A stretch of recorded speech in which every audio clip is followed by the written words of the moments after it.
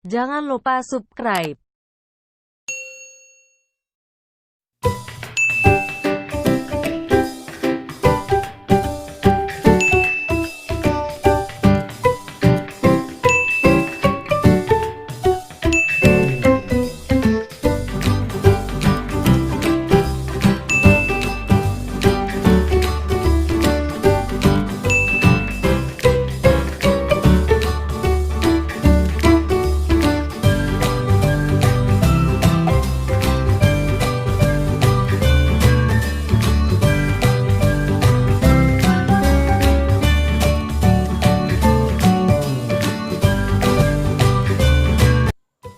Bismillahirrahmanirrahim. Assalamualaikum warahmatullahi wabarakatuh.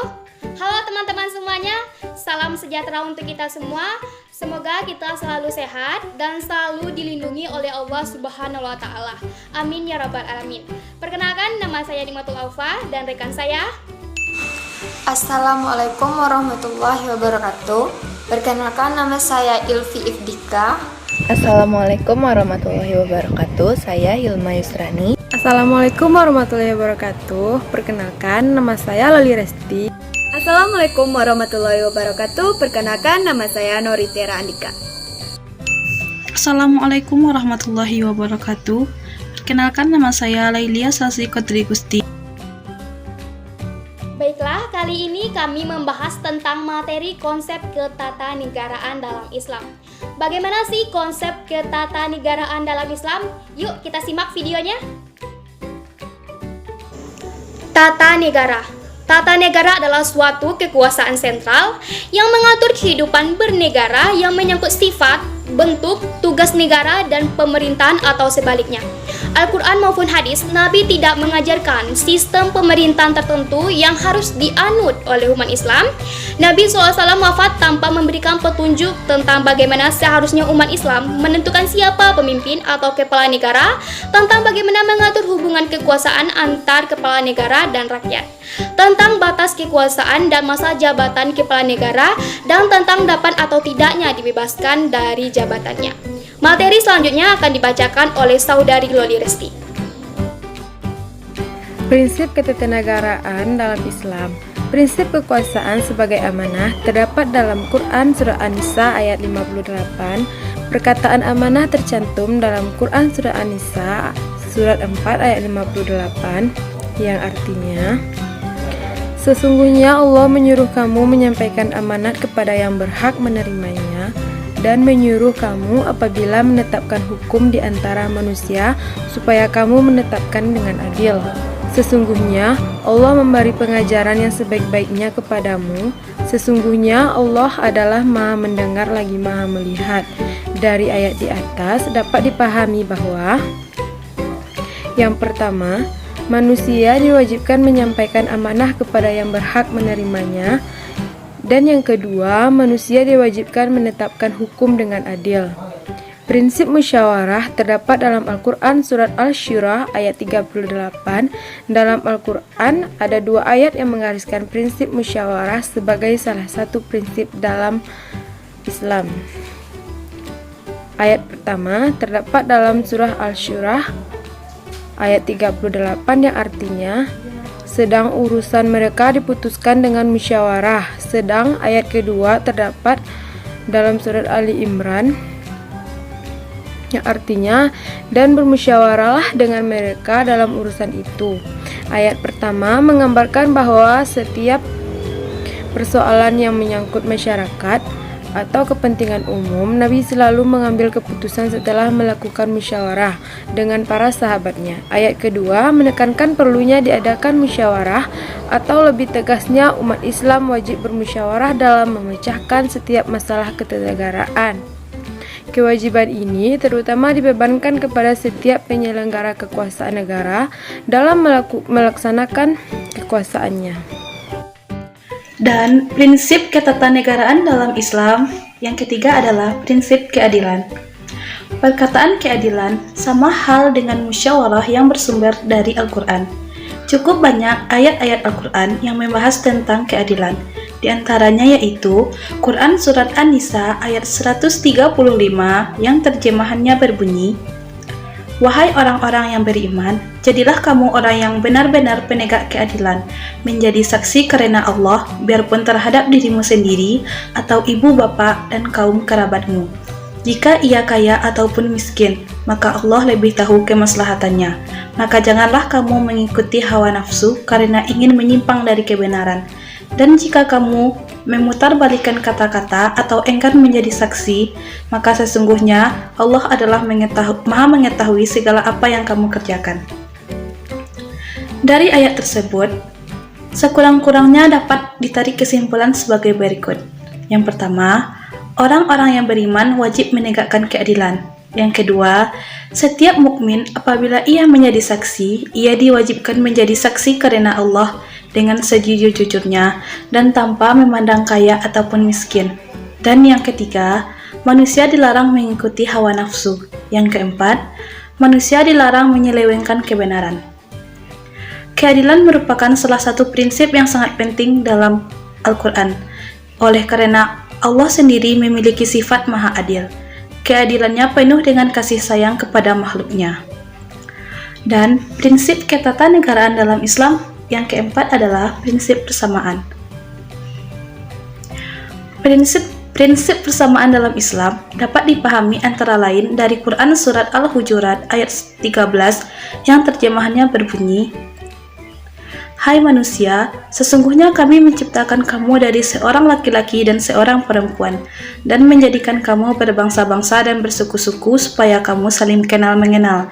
Sesungguhnya orang yang paling mulia di antara kamu di sisi Allah ialah orang yang paling takwa di antara kamu. Sesungguhnya Allah Maha Mengetahui lagi Maha Mengenal. Ayat di atas melukiskan bagaimana proses kejadian manusia. Allah telah menciptakan manusia dari pasangan laki-laki dan wanita. Pasangan yang pertama adalah Nabi Adam alaihissalam dan juga Siti Hawa. Kemudian dilanjutkan oleh pasangan-pasangan lainnya melalui suatu pernikahan atau keluarga. Jadi, semua manusia melalui proses penciptaan yang seragam, yang merupakan suatu kriterium bahwa dasarnya semua manusia adalah sama dan memiliki kedudukan yang sama. Inilah yang disebut dengan prinsip persamaan. Baiklah, saya akan melanjutkan pembacaan yang kelima, yaitu tentang pengakuan dan perlindungan terhadap hak-hak asasi manusia. Dalam Islam, hak-hak asasi manusia bukan hanya diakui, tetapi juga dilindungi sepenuhnya.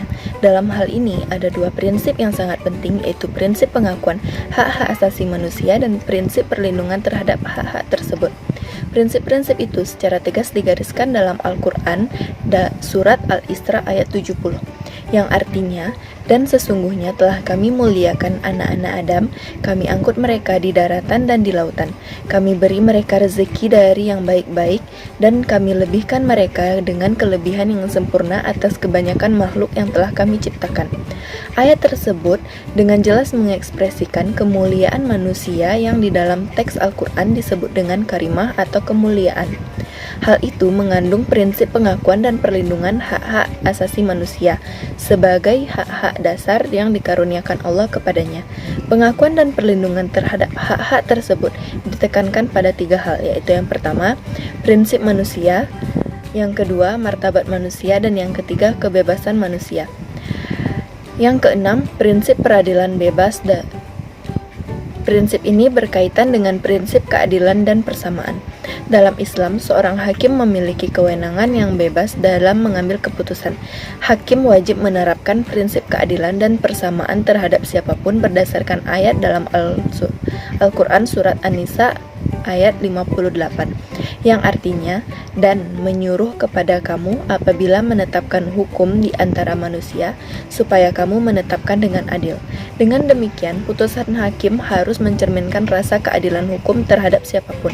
Prinsip peradilan bebas dalam Islam bukan hanya sekadar ciri bagi suatu negara hukum, akan tetapi juga merupakan suatu kewajiban yang harus dilaksanakan bagi setiap hakim. Peradilan bebas merupakan persyaratan bagi tegaknya prinsip keadilan dan persamaan hukum. Prinsip kesejahteraan. Prinsip kesejahteraan dalam Islam bertujuan untuk mewujudkan keadilan sosial dan keadilan ekonomi bagi seluruh anggota masyarakat atau rakyat. Tugas itu dibebankan kepada penyelenggara negara dan masyarakat.